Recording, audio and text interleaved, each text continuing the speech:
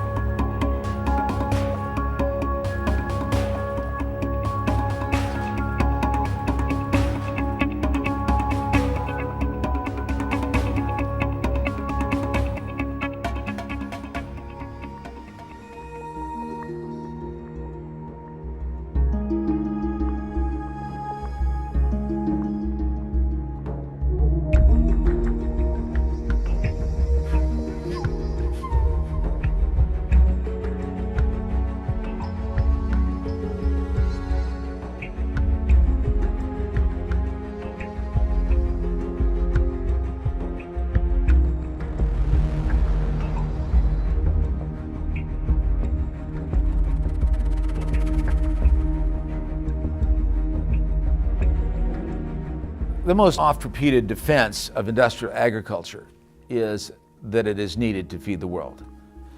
This is wrong in so many ways. It is really important to know that industrial agriculture primarily sells commodity crops, not food crops. That's what makes its big money.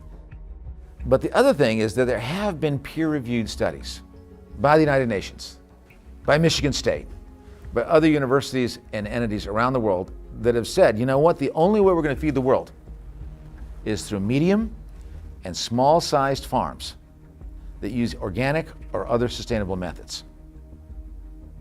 Because that's the only way we're going to get the diversity of foods that we need to feed the world. You cannot feed the world based on those huge monocultures. We know through our loss of topsoil, through our loss of water supply, we know through the poisoning of our wildlife. I mean, 75% of all endangered species on our list are there because of farming and ranching. We know through the destructions of our great river systems. We know through what's happening in childhood obesity and the epidemic of childhood cancers. We know, and through the brain damage that's happening through the toxins in our food. We know that our industrial food system has caused enormous environmental harm. We know it threatens our health and our children's health. So it's an environmental crisis and it's a health crisis. But I would also say to everyone out there, it's a moral crisis.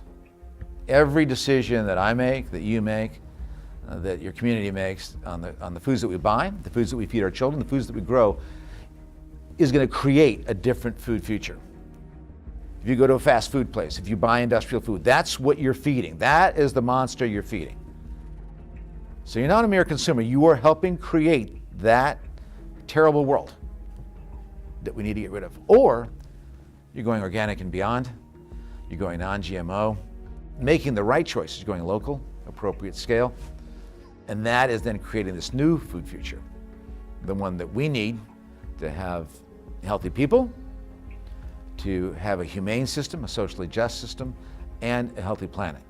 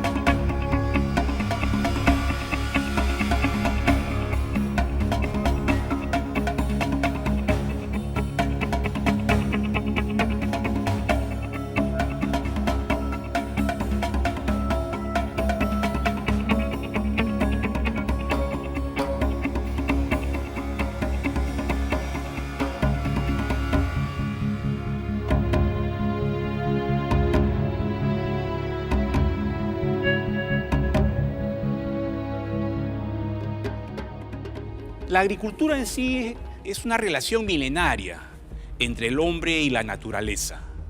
La agricultura no solamente es una actividad productiva, económica, es también una filosofía de vida. Pero ¿qué ha estado pasando actualmente? Vemos situaciones en las cuales cosechamos utilizando gran cantidad de agrotóxicos a través del uso de pesticidas de todo tipo, insecticidas, fungicidas, herbicidas, acaricidas. La agricultura se ha convertido como si fuera una actividad de guerra. El ser humano le ha declarado la guerra a todos los componentes del ecosistema y todo aquello que le resta un poco de lo que podría ser su cosecha lo ve como un enemigo. Entonces lo que era un insecto ya lo ve como una plaga. A las hierbas naturales ya no lo ve como una hierba natural, lo ve como una maleza. Y lo trata así despectivamente, ¿no? Y trata de eliminarlo. A los pájaros que logran alimentarse algo de las cosechas, también los ve como enemigos y trata más bien de exterminarlos, ¿no? En la naturaleza, cuando no ha sido intervenida por el ser humano, nosotros encontramos una situación muy distinta. Todos los componentes se mantienen en equilibrio. Entonces lo normal, lo natural, siempre ha sido respetar las estaciones del año, consumir los productos de estación. Habían técnicas como para poder conservar y preservar los alimentos, ¿no? Entonces esas cosas también hay que rescatarlas. A veces solamente pensamos que sea orgánico, que no tenga pesticida. Eso está bien, pero también a eso hay que sumarle lo que les comenté, los otros costos. No solamente el costo ambiental, también el costo social que puede ir detrás de todo esto. Cuando uno quiere sentir y vibrar y darse cuenta que uno es parte de la naturaleza, tenemos este gran medio, ¿no? Cultívense, cultiven situaciones, edúquense, y la agricultura es un excelente medio.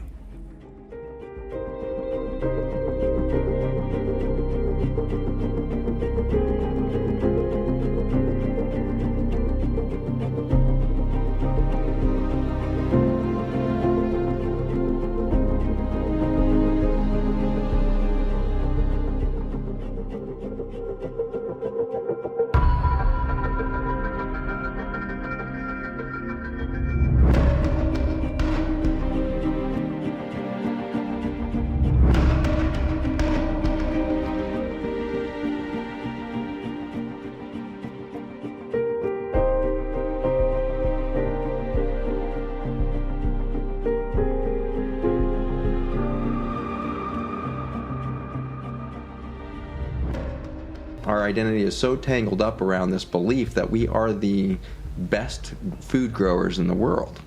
And so to dismantle that belief, that humility that it takes to say, we're growing the worst food on the planet, the least nutrient delivery of any food system in the world perhaps, but there's something more insidious at play that we didn't understand until we were on the ground with these farmers, is that in a culture and in a state where 85 to 90% of the ground is under chemical farming, there is a collective subconscious agreement or contract socially in that farm community that you don't talk about this. You certainly don't tell anybody that your crop yields have been decreasing for 15 years, that you think chemical farming is hurting your children and causing the birth defects that you're seeing in your kids. And certainly, we've seen the most horrendous of disease happening on these farms. These farmers' families are so sick. This is exactly what's happening to all of us under the pressure of the chemicals. Their children have attention deficit, allergies, asthma. So you've got this financial lock-in with banks, you've got health collapse happening in the family, you've got the emotional tension, and then on top of that, you have the community pressure, the peer pressure. And so if you decide to make the jump and stop chemical spraying and go to a regenerative agriculture, you're immediately socially ostracized. And so we can't just be organic certified. That's not enough. We have to go to regen ag standards where we actually build soil, not till soil. And so we need to go to a no-till organic technique. One of the things that I have the highest conviction over now as a scientist is the concept of grace in biology. I think it can best be defined now, in my mind at least, scientifically, which is heal faster than you injure. And that's what we see in the soil, and that's what I get to see in my clinic. I see people who have abused their bodies for decades, and if they just give a pause, they do a couple of short-term fasts, they give their gut a break, they give their immune system a break, they get away from chemicals, they start growing some of their own food, make these simple little decisions, and suddenly decades of damage is reversed in hours, weeks, months. That's grace at the cellular level. What we're seeing is that within a single growing season, you can go from this dead monoculture of corn or soybean to cover cropping with 16 different species and getting a no-till environment. You'll see the fungal elements, you'll see mycorrhizae in there, the bacterial populations returning to the soil, and you see biodiversity returning in the form of earthworms within a single growing season of rest. The farmers that are making the transition are already seeing improved yields year one of going back to a non-GMO seed. It's so much more lucrative for these farmers. There's enough energy, there's enough food, there's enough soil, there's enough commodities, there's enough resources for everybody on the planet to thrive at a level that's never been experienced in human history. And so our mission is not to inspire the farmers that are currently fighting the good fight, it's to inspire their children to do the right thing and do it differently. Connected to new children who are in the cities, who are in the tech world, wherever they are, connect those kids back, give them a sense of that unity, give them a sense of the oneness, and give us all a sense that this is the inescapable optimism, as we are going to transform, period.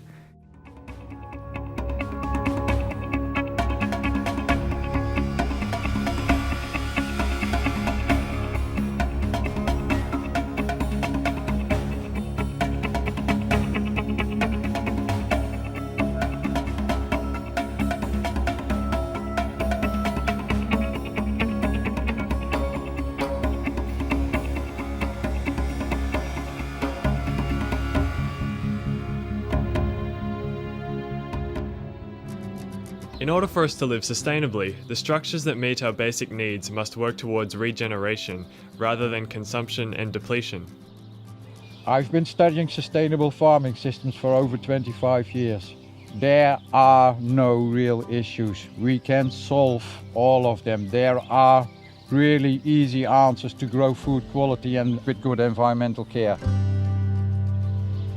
As a farmer, you want to create healthy soils and healthy plants and healthy animals, and further up the food chain, we've got the microorganisms which are governing the system. We just create a habitat for them. Then you got the plants growing out of there, be it annuals, perennials and trees. Then amongst that you've got the insects living in there, and then we've incorporated pigs, sheep, cows, ducks, geese, and every single item adds value. This used to be a pastoral desert. Was just grass. Yeah, and this is what people can do. You can create heaven on earth.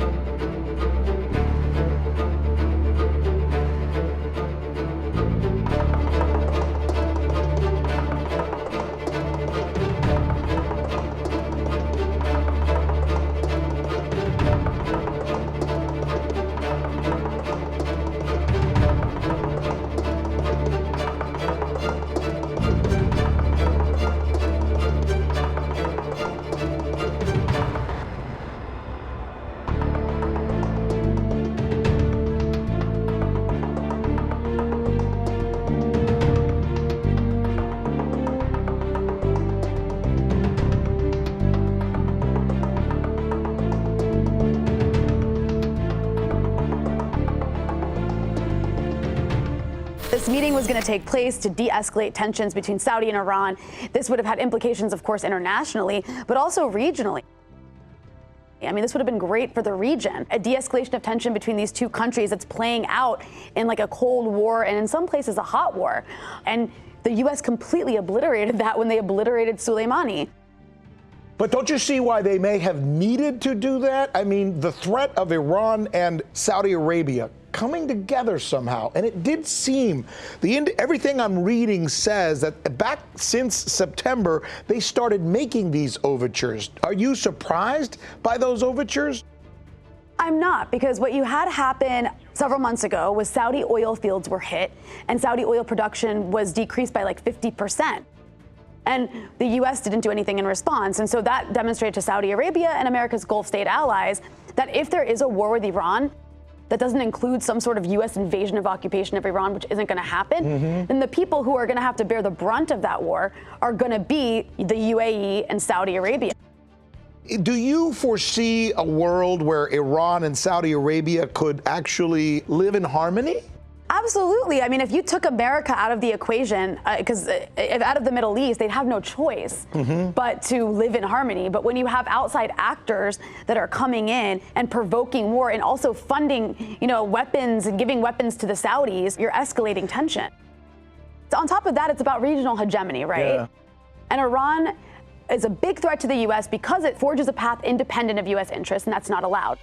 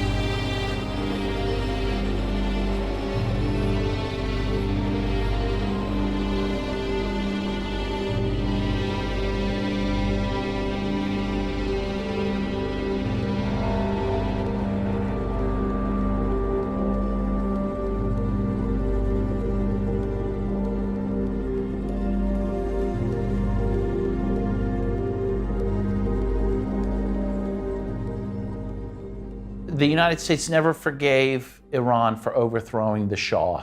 The U.S. had installed the Shah, and the Iranian people overthrew the Shah in 1979. Well, this was the danger of what some would say a good example to show that people can overthrow a U.S.-backed dictatorship and can challenge U.S. hegemony, and the Iranians did this. Ever since that time, the U.S. wanted Iran back within its sphere of influence, because the Shah was the U.S.'s bulldog in the Middle East, along with Israel. And so really, it's Iran's independence that really galls the United States, that it is willing to use its own oil for its own purposes without U.S. companies being allowed to profit from that or control their oil. Once Trump backed out of the JCPOA, which is what the nuclear deal is called, and increased sanctions, then he went back to the pre-nuclear deal levels of sanctions, which really, and vowed that he would not allow Iran to sell any oil. And of course, oil is the mainstay of the Iranian economy. Iran is not able to buy foodstuffs. It has been unable to buy medicines. And so people are dying in Iran from hunger, from lack of medicines. This is really an act of terrorism against the Iranian people. They're attacking the civilian population for the political end of trying to encourage the population to overthrow the Islamic Republic.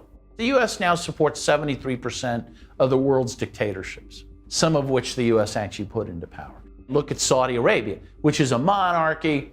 It's repressive. It beheads people. It supports Al-Qaeda. It is engaged in a genocidal war in Yemen right now. And the U.S. has no problem not just tolerating them, but even arming them to the teeth. I mean, really what the U.S. resents is that Iran would deign to try to have any influence within its own region of the world. Of course they have that right.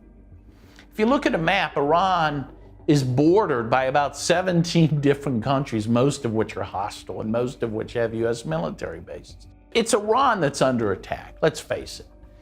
And it's just this bizarre thing that the US can go to the Persian Gulf, send military vessels there, military equipment, and somehow say Iran is threatening us. The US's position is it governs the world and has dominion over the world, and a country like Iran can't even have a little influence over its own region of the world, which just is crazy. I find American people in general to be the most ideologized people in the world. We think we have a free press and that our education system is really great and that it doesn't propagandize us, but that's just not true. We've been led to believe that we're an exceptional nation, that we are unique in our freedoms and our democracy, and that we have the right, therefore, to spread democracy and freedom around the world, even if that we have to kill 1 million people in a place like Iraq to do it. And that's why the American people really have to oppose this and make it clear they don't want this. And make it clear they're not going to reward Trump with another term if he engages in a war.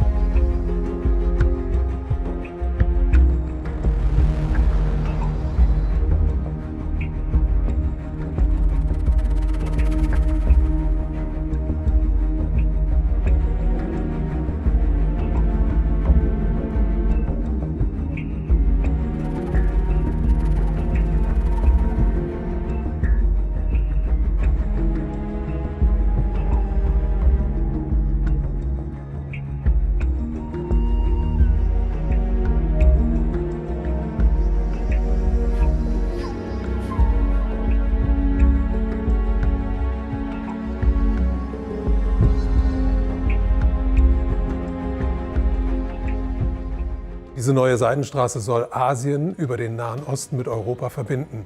Das ist wirklich das wichtigste Projekt dieses Jahrhunderts und auch das gefährlichste Projekt dieses Jahrhunderts. Wenn das tatsächlich fertiggestellt wird, dieses Projekt, dann ist es mit der Vorherrschaft der Amerikaner vorbei. Und die USA sind natürlich nicht bereit, da einfach nur da zuzugucken, sondern versuchen das auf alle möglichen Arten und Weisen zu torpedieren. Man muss sehen, dass der Iran innerhalb der Seidenstraße eine ganz bestimmte Rolle spielt. Der soll der Energielieferant für dieses europäische, asiatische Projekt werden, weil die eben diese riesigen Vorräte an Öl haben und vor allem haben die größten Erdgasvorräte der Erde. Und das Zweite ist die strategische Rolle des Iran. Der Iran liegt genau zwischen dem Kaspischen Meer im Norden und dem Persischen Golf im Süden. Das ist also praktisch das Nadelöhr der Seidenstraße. Wenn es dort zu einem größeren Krieg kommen würde, würde diese Seidenstraße da genau in der Mitte unterbrochen werden. Und das wäre natürlich geostrategisch für die USA ein Riesenvorteil gegenüber China. Der Konflikt mit dem Iran ist ja systematisch verschärft worden von den Amerikanern. Also die haben das Atomabkommen gekündigt, die haben die Botschaft in Israel von Tel Aviv nach Jerusalem verlegt. Also die haben alles getan, um diesen Konflikt weiter anzuheizen. Und das ist jetzt nur die nächste Eskalationsstufe darin. Der Iran selber ist für die USA als Energielieferant völlig uninteressant. Weil die USA haben ja eine ganz wichtige Entwicklung hinter sich über diese Fracking-Industrie.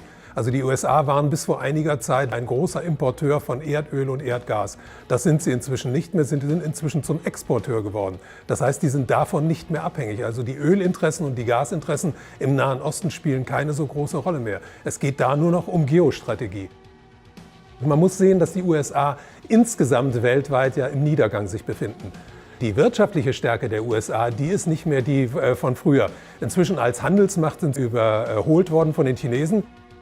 Ich glaube, dass das amerikanische Finanzsystem an einem Punkt angekommen ist, an dem nur noch das Fluten des Systems mit noch mehr Geld dieses System am Leben erhalten kann und wo es dann endgültig zusammenbricht. Aber die USA klammern sich im Moment auch außer ihrer militärischen Herrschaft auch noch an die Übermacht des Petrodollars. Der US-Dollar ist immer noch die stärkste Währung der Welt. Über 60% aller Devisenreserven aller Zentralbanken auf der Welt werden in US-Dollar gehalten. Das ist ein ganz starkes Druckmittel der USA gegen den Rest der Welt. Aber dieses Druckmittel wird mit der Zeit immer geringer. Und es gibt ja auch inzwischen die Versuche der Chinesen, den Petrodollar zu unterlaufen. Es gibt zum Beispiel im letzten Jahr wurde ein Vertrag abgeschlossen zwischen den Saudis und den Chinesen über Öllieferungen in Yuan. Übrigens glaube ich auch, dass Saudi-Arabien eine ganz wichtige Rolle für die gesamte Zukunft der Welt spielen wird. Die Saudis sind ja die letzten Jahrzehnte immer der wichtigste Verbündete nach Israel im Nahen Osten für die USA gewesen. Aber die Saudis könnten sich ja auch umorientieren. Und wenn die Saudis sich jetzt zum Beispiel den Chinesen zuwenden würden, dann würden die Karten ganz neu gemischt im Nahen Osten. Also ich vermute, dass es noch eine Zeit lang weitergehen wird, dass sich die Länder da gegenseitig reizen. Aber langfristig sehe ich einfach keine andere Lösung, als dass es tatsächlich da zum Krieg kommt. Weil auf diese Art und Weise würde die Rüstungsindustrie ganz stark angetrieben. Es würde bedeuten, dass sehr viele Waffen vernichtet würden, dass neue Waffen wieder gebaut werden müssen. Das würde die Finanzindustrie natürlich sehr interessieren, weil die ja hinter der Rüstungsindustrie steht. Und das könnte die Aktienmärkte in der Welt noch mal wieder um mehrere Monate, vielleicht sogar um Jahre dann antreiben.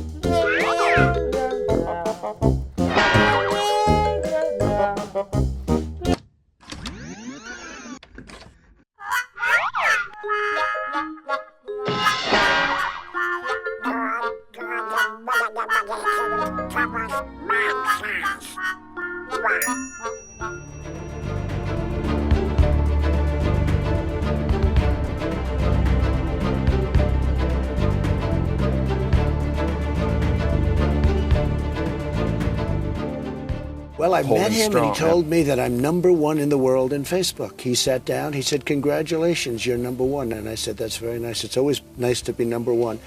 You know who #2 is? Modi of India. Yeah. But he has 1.5 billion people. I have 350.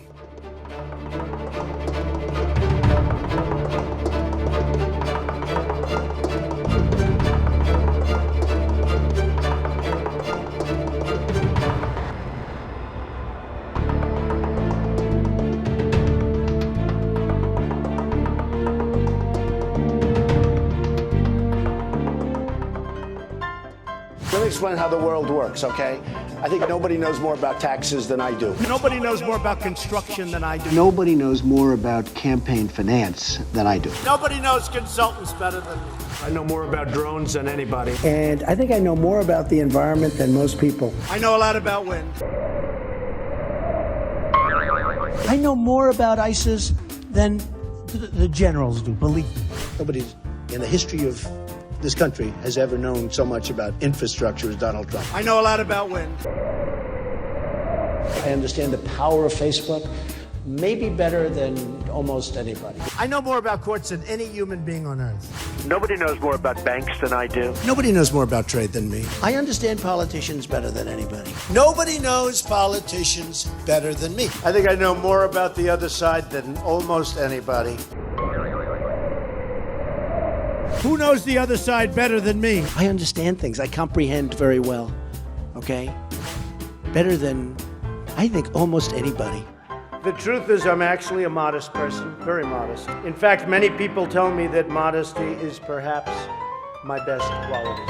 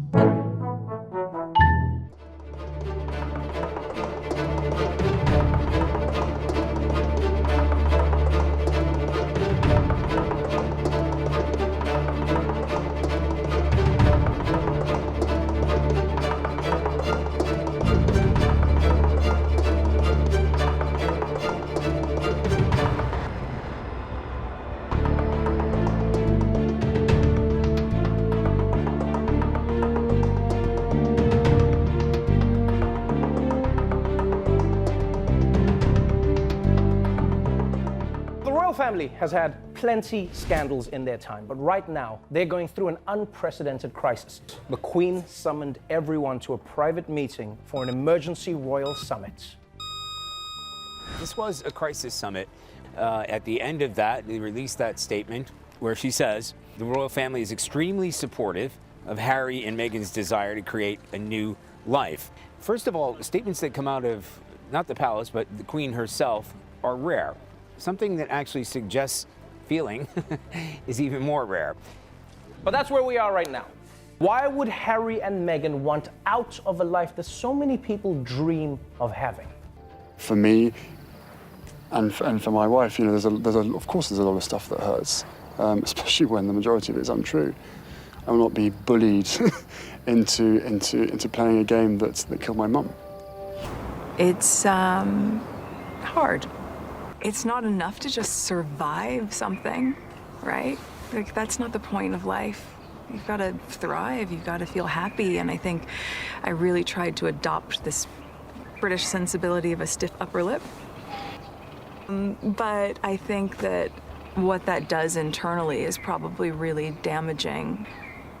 The reality of being a royal couple has been far from a fairy tale. Meghan and Harry are on their way to a new life, but now everyone is wondering what they'll do to support themselves without any of that royal cash. Prince Harry caught on camera touting his wife's voice acting skills to Disney CEO Bob Iger. It happened last summer in London. Meghan was just steps away while the prince made his pitch.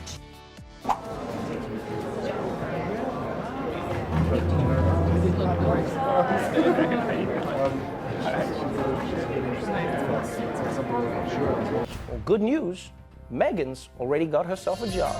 Respecto a su trabajo, además del contrato con Disney, Meghan podría estar cerrando su colaboración con la casa de moda Givenchy. Sus planes van como esperaban. En esta jugada de ajedrez, los duques han avanzado varias casillas, pero es importante recordar que la reina se puede mover libremente por todo el tablero.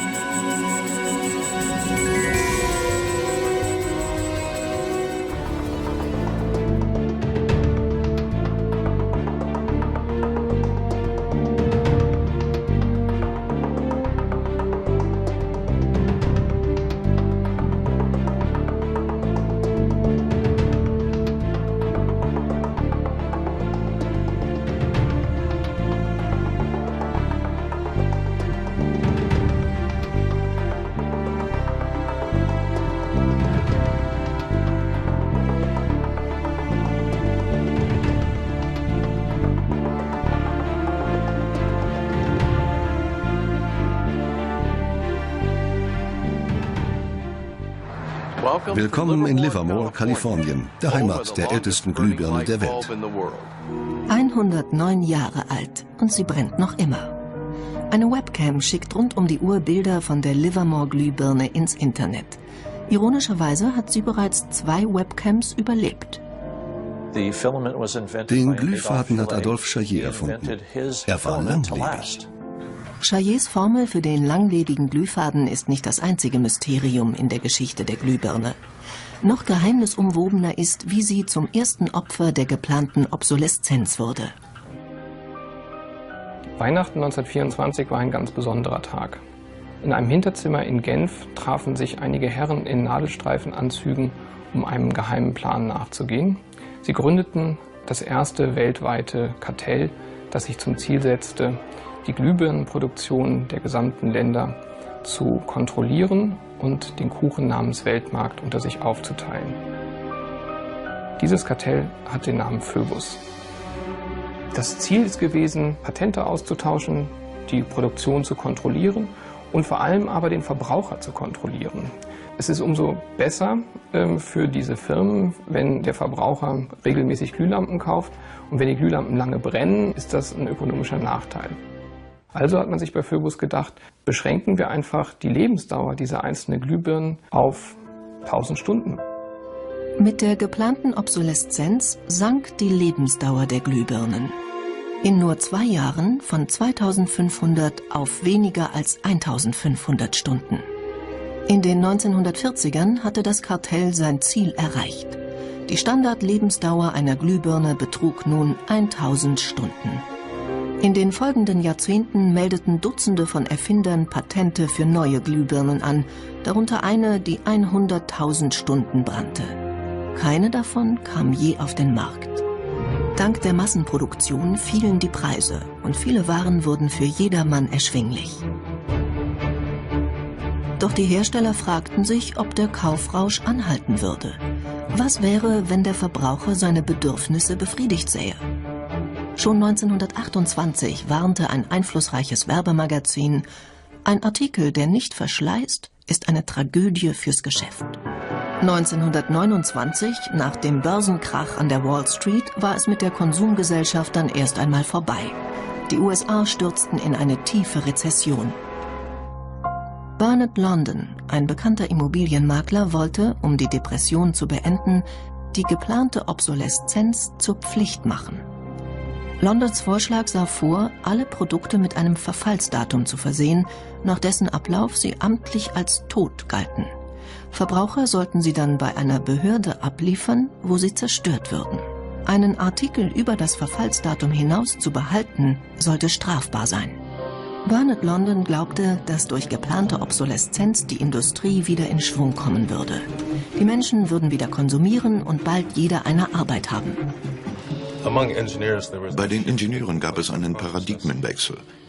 Die alte Schule sah es noch als ihre Aufgabe an, ein Produkt herzustellen, das nie kaputt ging. Die neue Schule war vom Markt gesteuert und an möglichst vergänglichen Produkten interessiert. Die Debatte war vorbei, als das neue Ingenieursdenken die Oberhand gewann. Unsere Wachstumsgesellschaft ist wie ein Rennwagen, der mit voller Geschwindigkeit dahin rast, aber keinen Fahrer mehr hat. Das Ende ist vorhersehbar. Entweder fährt sie gegen eine Wand oder stürzt in einen Abgrund.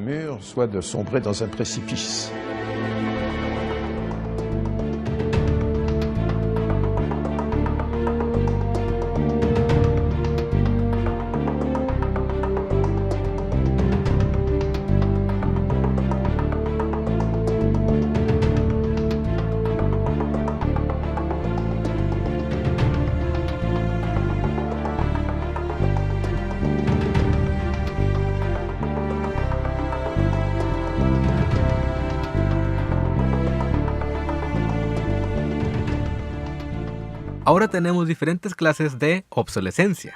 La obsolescencia por defecto, incompatibilidad, psicológica y ecológica. Por defecto se refiere cuando un componente electrónico del dispositivo deja de funcionar. En estos casos, repararlo sale más caro que comprarse uno nuevo. La incompatibilidad se puede dar a nivel software o hardware. Cuando se trata de software es porque cada actualización empeora el rendimiento del dispositivo. Mientras tanto, la incompatibilidad a nivel de hardware se da cuando cambias un componente dañado por otro que es idéntico, pero por ser de diferente serie, tu dispositivo ya no quiere prender o sale un error que no te permite utilizarlo. Por otra parte, tenemos la obsolescencia psicológica. Este es el método que utilizan las empresas en sus campañas de publicidad, donde hacen todo lo posible para que tú percibas un producto como viejo o pasado de moda. Apple y Samsung abusan de esto, donde cada año presentan los mismos celulares, pero con mejoras muy leves.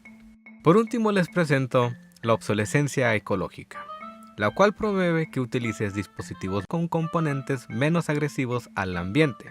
Sin embargo, estos dispositivos ecológicos tienen menos vida y a la larga dañan más el ambiente porque no se pueden reciclar de forma sencilla. No les pido que dejen de consumir, pero sí traten de regular y exigir un mejor producto.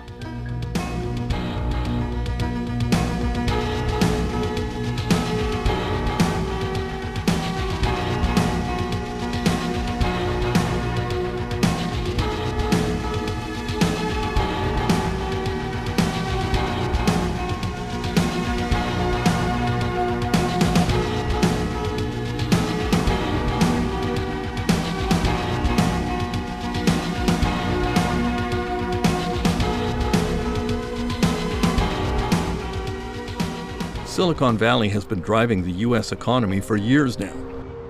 But there is growing scrutiny on the questionable business practices of Apple and other star companies here, and a growing movement to make them more accountable to consumers. Apple's perspective is that they want complete control over the device from the moment that you buy it all the way through the end of life. So this is the pentalobe screw. It's on the bottom of the MacBook Pro. It's not like any screw that you've seen before. And it turns out that Apple invented their own screw. It's purely they want to make the devices harder for normal people to open with the tools that they already have laying around. Overall, Apple tries to get you to purchase a new device instead of repair your old one. So this is a MacBook Pro that the Apple Store said would cost $1,200 to fix and wasn't worth doing. All right, let's take a look and see if that's true. See the pin that's sticking out? Okay. I got my set of tweezers over here, and I'm just going to try to push that back into the slot. As you can see, we've got an Apple, and we have a light. How often do people show up here with the Apple Store telling them it can't be fixed or it's too expensive to fix? Somewhere between 10 and 30 times a day. Many Apple customers are starting to wonder whether the company really has their best interest at heart. After an incident last winter, Apple faced a fresh allegation. Customers accused the company of a sneaky policy that pressured them to buy new smartphones. The performance of many phones was cut down after the latest operating system upgrade from Apple. It looked like a case of planned obsolescence, an effort to pressure consumers into buying new products when they didn't have to.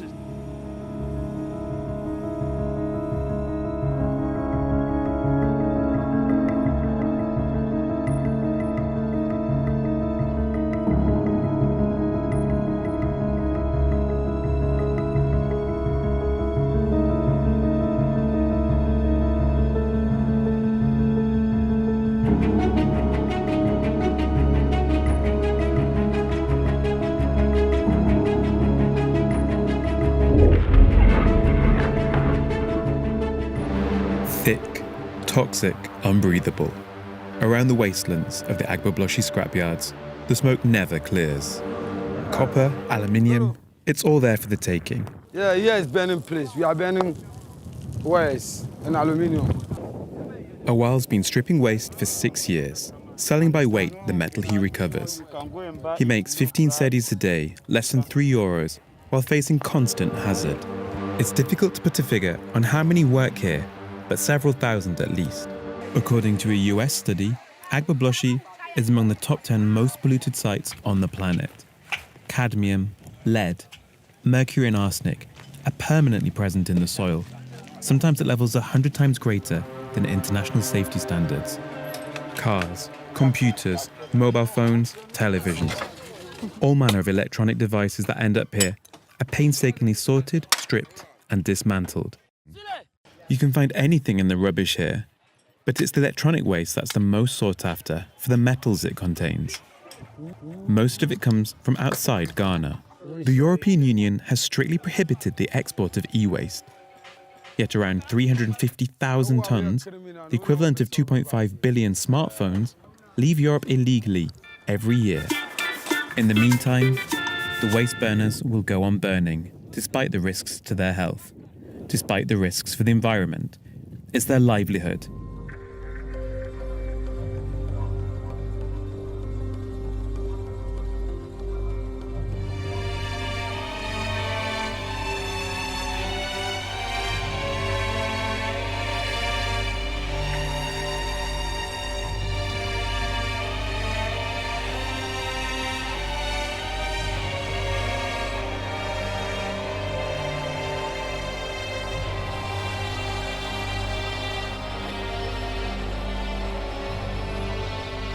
Para cambiar el sistema completamente, tenemos que cambiar el modelo industrial y el modelo económico. No podemos basarlo en el crecimiento permanente, sino en la sostenibilidad permanente. Y se puede hacer.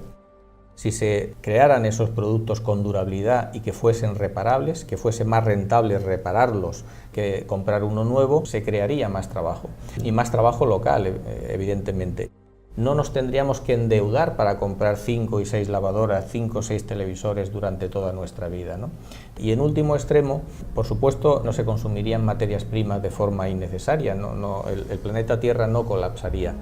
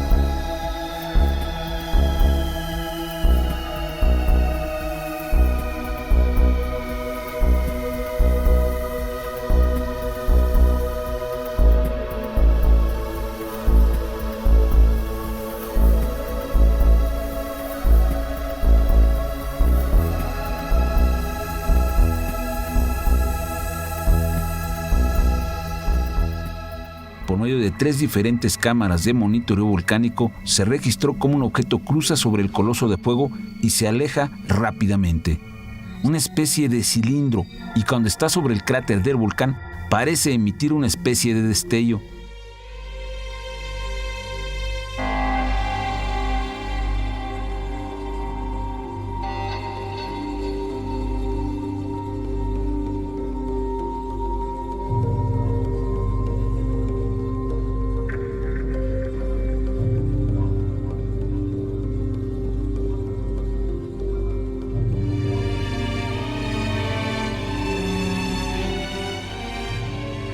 we were seeded here from various star nations.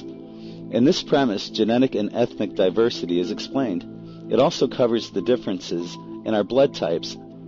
Perhaps some star nations have people with predominantly red hair and freckles, while others have dark-skinned inhabitants. Maybe some, such as the Pleiadians, have blonde hair and blue eyes. Perhaps we would look at ourselves differently if we saw a planet inhabited by various star nations, versus segregating ourselves from one another through patriotism, nationality, and prejudice.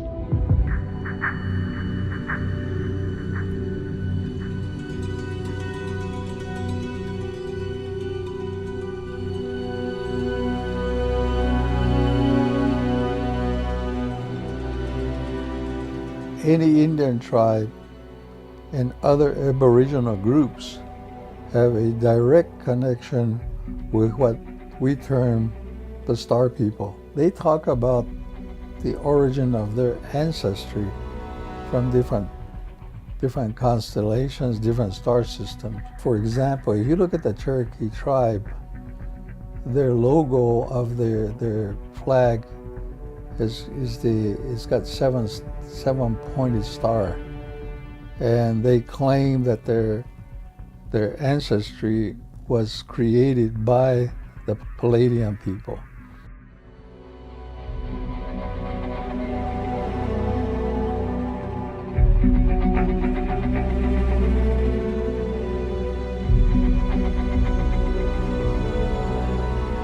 It's really our minds that are locked into the 3D and into like a materialistic view of reality.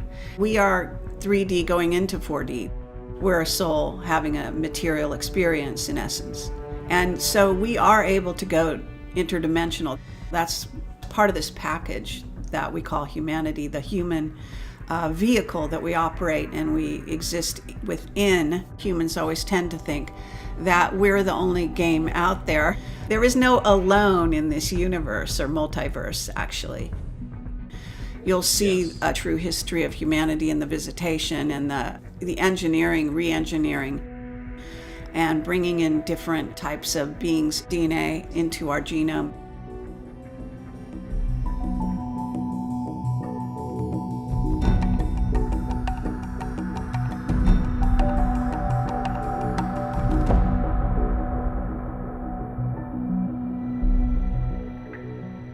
Earth has been inhabited and has been used as a way station, a port of harbor for space-traveling extraterrestrial star nations for millions of years. And many of us have direct spiritual reincarnational history with many of these star nations. Humanity is made up of at least 22 different extraterrestrial races, a genetic lineage to other star nations. So I think it's going to be the extraterrestrials who at some point sit down humanity and say, look, here's the whole story of who you are and how we got here and why we're here. And we're never going to get that from Earth religions. That can only come from beings off-world who have not only been through the process, but who have been watching us for thousands and thousands and thousands of years. The benevolents were very compassionate toward humanity, and they did things to help, teaching us agriculture, animal husbandry, construction, astronomy, mathematics, the healing arts, how to use the plants to heal certain diseases and things of that nature. Some actually taught us some spirituality, energy fields, chakras, etc., etc. The last thing the benevolents want is to be worshipped. That is not what they're about. You know, what they want is humanity to step forward and become a part of the family of the galactic. There is an interconnectedness that's being created by these beings on a, what we would call a spiritual level, harmonic level, that our universe, our holograph, which contains all of the universe that we know, has never had before. The immediate result that we're seeing here in third density is the awakening of humanity, the awakening of our DNA, the transformation of how we see ourselves and our connectedness to all that is. There are many kids and many human beings that have had near-death experiences. When they come back into their bodies, many of them have a third strand of DNA. Some have 4. There's a gentleman in New Zealand who was dead almost 3 hours. When he came back, he had 6 strands of DNA. Humanity is beginning to remember that we are, in fact, multidimensional souls that got trapped in a physical dimension by being tricked and manipulated.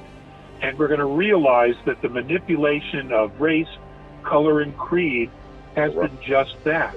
We just need to step into the process and embrace it. And then the reality is that 95% of us is always multidimensional.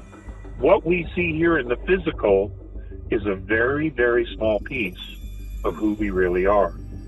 2 years ago, Jupiter picked up an additional 19 moons. Now we're being told that Saturn has picked up some additional moons. Most of these moons have a very specific mineral, and on our periodic chart, the only thing we would recognize would be quartz. Now, these asteroids have been brought into a orbit around these planets. It was a very orderly migration into the solar system. It was all managed. And some of the moons have already shown signs of being mined, and that was by other star nations that have already used this technology.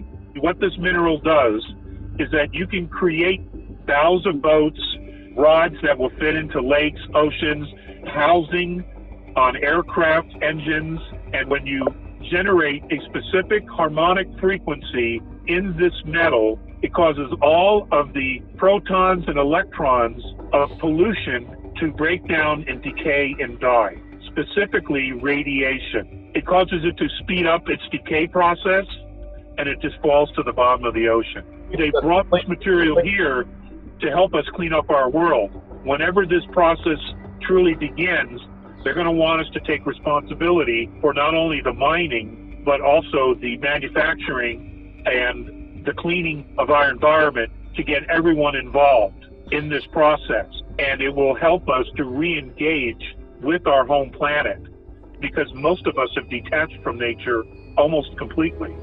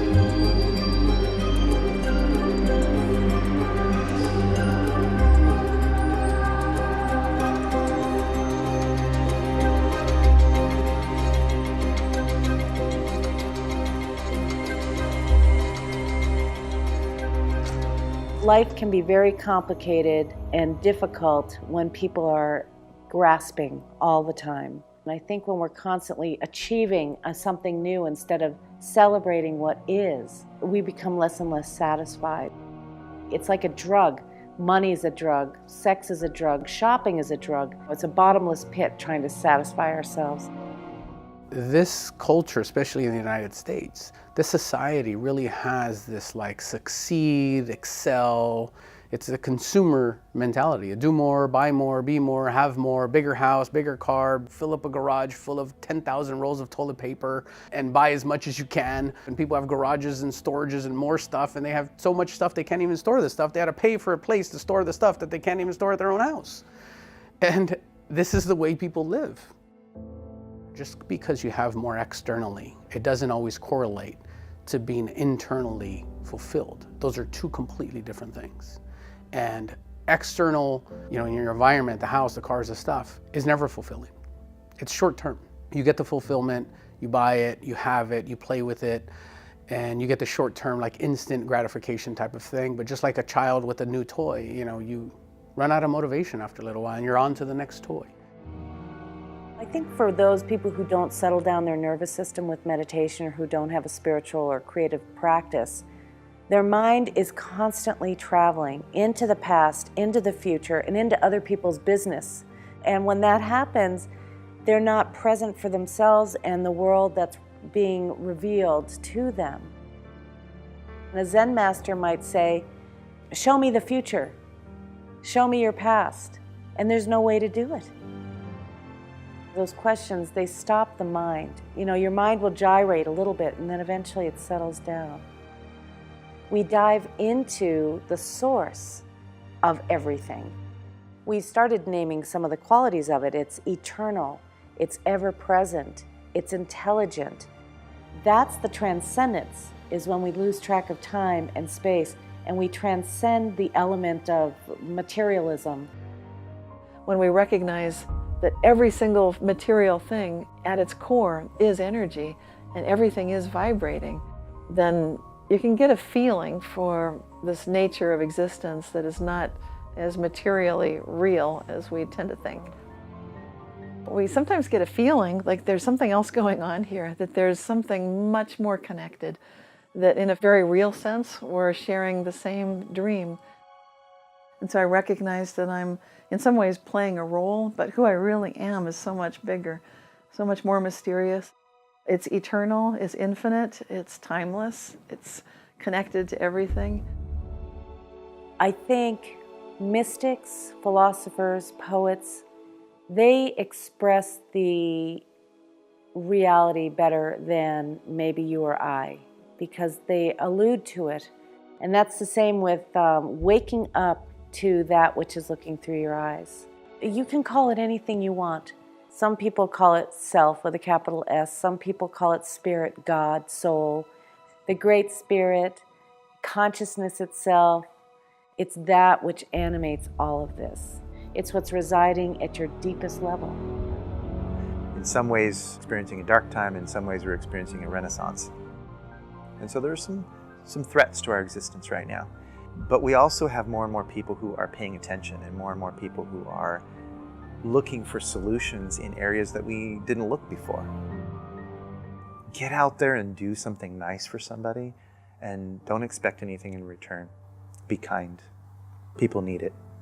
If we remember that the people who we complain about are human, that underneath their beliefs and ideologies, they're human beings, it opens up our ability to hear one another.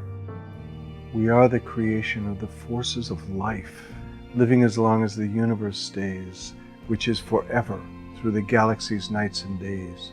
We'll live forever with the stuff of stars, ever changing, ever growing, born into this life, born into that, changing this form for the one that comes next, an eternal part of an eternal creation, a quintessential piece of divine revelation.